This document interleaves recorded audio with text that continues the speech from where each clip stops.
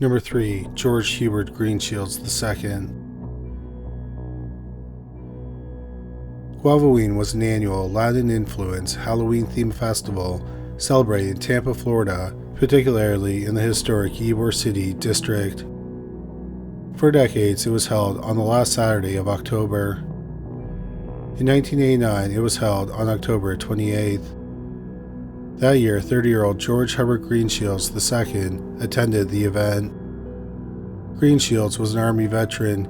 He had served for 3 years shortly after completing high school. For Guavaween 1989, Greenshields went dressed as the Joker. Tim Burton's Batman was one of the biggest movies of that year. What is known is after the festivities, Greenshields returned to his Tampa apartment where he lived alone. Neighbors said that they saw him on Halloween Day, but at some point that day, he seemingly vanished into thin air. His mother went to his apartment and found nothing unusual. All his clothes and jewelry were at home, as were his keys. His vehicle was parked close to his apartment. The only thing missing from Greenshields' apartment, besides Greenshields, was his wallet. Greenshields' mother, Phyllis Feist, said, quote, "It's like he went to the store and never came back," unquote. 30-year-old George Hubbard Greenshields has never been seen since, and it's unknown what happened to him. Greenshields' mother does not believe he chose to disappear. She said their family was close-knit.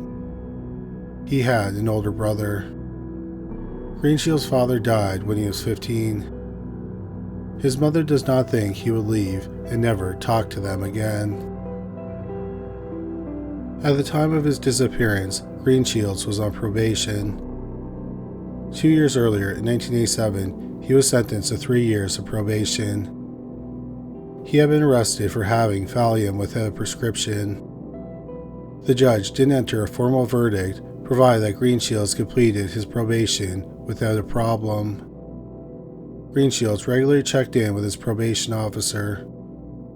The probation officer said that he never had a problem with Greenshields. The probation officer also found it odd that he had vanished.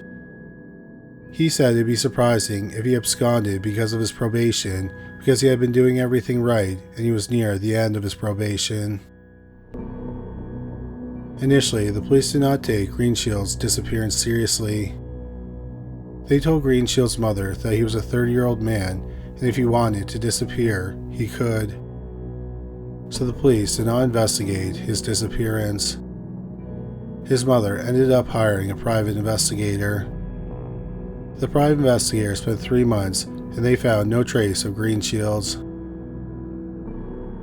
About half a year after Greenshields went missing, close to Mother's Day, Greenshields' mother, Phyllis Feist, got a disturbing phone call. The caller said that her son's body had been seen floating in the Miami River.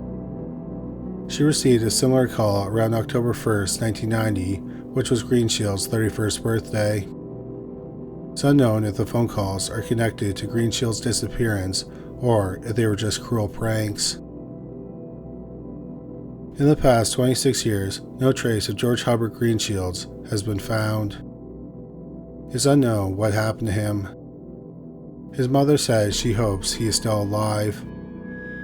If he is alive, he would be 66 years old. Number 2. Jeremy Jourdain. Bemidji is a city in southern Minnesota. Lake Bemidji feeds into the Mississippi River, so the city has the nickname, the first city on the Mississippi. On Halloween night 2016, 17-year-old Jeremy Jourdain was at his sister's home in Bemidji for a party. In many ways, Jeremy was a typical teenager. He was active on social media and liked online gaming. He was also school-oriented. Jeremy was about 6'4" or 6'5", and he was hoping to play basketball in college. Nothing out of the ordinary happened at the party, and Jeremy appeared to be having a good time. Just before midnight, Jeremy and several friends and family members stepped outside to smoke cigarettes. Suddenly, Jeremy said something to the effect of, quote, "I'm out of here," unquote. He then ran off into the night. Some family members chased after him, but they lost him. 17-year-old Jeremy Jourdain was never seen again. The next morning, Jeremy was reported missing. Massive searches for him were conducted.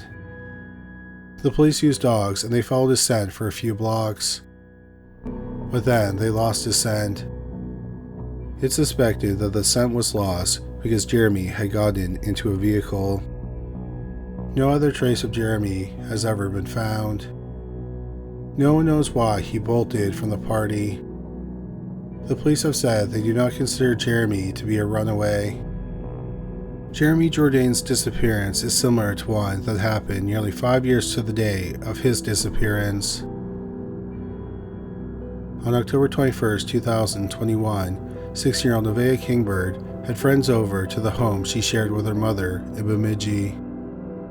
Nevaeh and her friends had been drinking at someone else's home, but they got kicked out. They went to Nevaeh's home because her mother, Teddy Wind, was at work. Teddy surprised her daughter by coming home early, around 1 a.m., and found the teenagers drinking. Teddy confronted Nevaeh about the situation, and another girl got physically aggressive with Teddy as he tried to separate the mother and daughter. Teddy told Nevaeh she was calling the police. Teddy went out to her car and summoned the police. Meanwhile, Nevaeh slipped out the back door and ran off into the night. She was never seen or heard from again. The police have never publicly linked the two disappearances, but people have noted several striking similarities between the cases. Both were Native American teenagers who went missing from Bemidji, a city of about 15,000 people, around midnight on an October night after quickly leaving a social gathering. Neither have ever been seen again. Their families hold out hope they are still alive. If Jeremy Jourdain is still alive, he would be 26 years old, and Nevaeh Kingbird would be 19 years old. Number 1. Nancy Ann Penner. In 1983, 29-year-old Nancy Ann Penner lived with her boyfriend, Jeff Jeffries, and her 2 children, 4-year-old Omar Penner and Yana Jeffries, who was a toddler, in Paradise, California. Yana was Jeff's daughter, and Omar was from Nancy's previous relationship. Jeff was a Navy SEAL who had served 4 years and had done tours in Vietnam. On Halloween night, 1983, Nancy was supposed to go to a friend's home to celebrate. However, she never made it to her friend's home, and her friends never heard from her again. Weeks went by, and Nancy's brother called her because he wanted her to come to Thanksgiving. However, he wasn't able to contact her. Nancy's brother tried to contact her again several weeks later, but he still wasn't able to. So, on December 19, 1983, Nancy's brother reported her missing. The missing persons report was filed 3 days before Nancy's 30th birthday. On Nancy's birthday, Daniel took the 2 children and flew to Hawaii. He eventually came back to California and left Nancy's son, Omar, with relatives. He and Yana then traveled to Iowa. Eventually, Jeff left Yana, the daughter he had with Nancy, with his stepsister, and then he settled in Missouri. 3 years later, in September 1986, 35-year-old Jeff Jeffries was found shot to death in his home. It appeared that Jeff was alone when he was shot. After Jeff's death, the disappearance of Nancy Penner went cold. Nancy's son, Omar, was adopted, and his name was changed to Daniel Penner Klein. Daniel had what he described as a normal life. He went to university and got a degree in journalism. In 2010, 27 years after his mother went missing, 31-year-old Daniel felt he should be using his birth name, Omar, and he was trying to transition back to the name. He also had a nervous breakdown. He went to therapy and told his therapist that his earliest memory was of Halloween night, 1983, when his mother went missing. He said he remembered Jeff's arm was behind the toilet, but he didn't know why. His half-sister, Yana, was crying. Then suddenly, Jeff was shooting a gun. His mother ran from the home holding one of her arms. Daniel's therapist put him in contact with a victim advocacy group, which connected him with a detective from the Butte County Sheriff's Department. From the case file, Daniel learned that the police had searched his family's home. Embedded in the bathroom cabinet, they found a bullet. Daniel also learned that before Jeff died, he had written a letter where he gave a reason for his decision. He said it was because of a breakup with a woman. However, if the note specified which woman, it was not in the police report. The detective also said there was a note in the case file to check mine shafts. This reminded Daniel that Jeff apparently owns some rural property that might have abandoned mine shafts on it. After meeting with the detective, Daniel continued to investigate his mother's disappearance. He talked to Jeff's stepsister, who had raised his half-sister, Yana. Jeff's stepsister told him that Jeff said very little about Nancy's disappearance. Jeff told her that he came home one day and he found bloodstains in the house. Nancy was gone and he didn't know what happened to her. Jeff's stepsister also relayed another story that happened when she was babysitting Yana shortly after Nancy went missing. She said she took 3-year-old Yana to see some fireworks. The loud bangs of the fireworks scared her.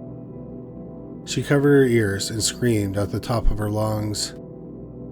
Daniel also discovered that Jeff had rural property in Tehama County, which neighbors Butte County.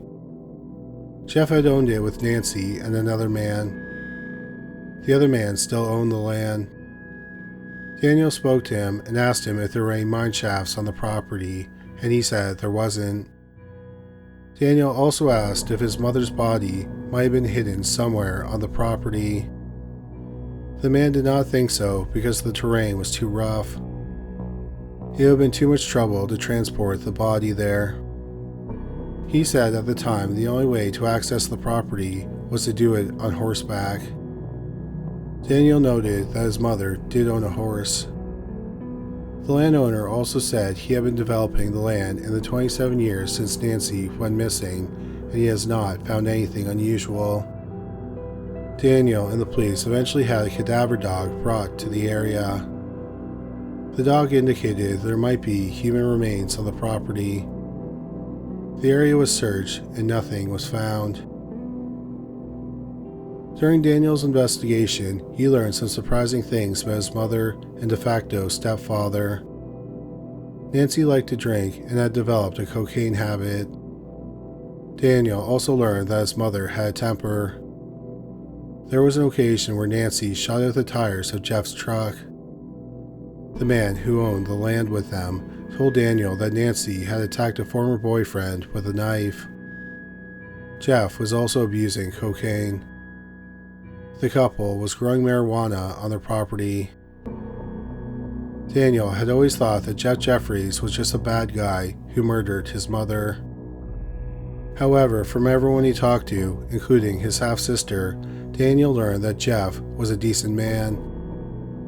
He learned that Jeff had cared for him and his half-sister very deeply. In November 2010, Daniel Penner Klein wrote an article for the Chico News and Review newspaper about his investigation into his mother's disappearance. Daniel wrote that he didn't know what happened that Halloween night when his mother went missing. However, he came up with a plausible scenario. At the time of Nancy's disappearance, she was trying to quit drugs. She could have flushed the cocaine down the toilet, which made Jeff angry. Nancy possibly was frightened, so she grabbed the gun. Nancy and Jeff wrestled with the gun, and Nancy was killed. Daniel said it's even possible that Jeff killed his mother in self-defense. Jeff was probably high on cocaine. Nancy was also shot to death in the home where they were growing marijuana. If he called the police, they might not believe him when he claimed it was self-defense. So he decided to dump the body. However, Daniel acknowledges that this is only speculation. After the article was published, a former neighbor of Jeff and Nancy contacted him. The neighbor said he remembered that Halloween night in 1983. He heard a woman being physically assaulted. He was also sure he had heard the voices of two men. Daniel is now hopeful that the second man is still alive and will come forward. Or at the very least, he's hoping that that man told someone about Nancy's murder before he died, and that person will come forward. It's been 42 years since Nancy Ann Penner went missing. Daniel believes she was murdered and her body was dumped on the rural property or near their family home.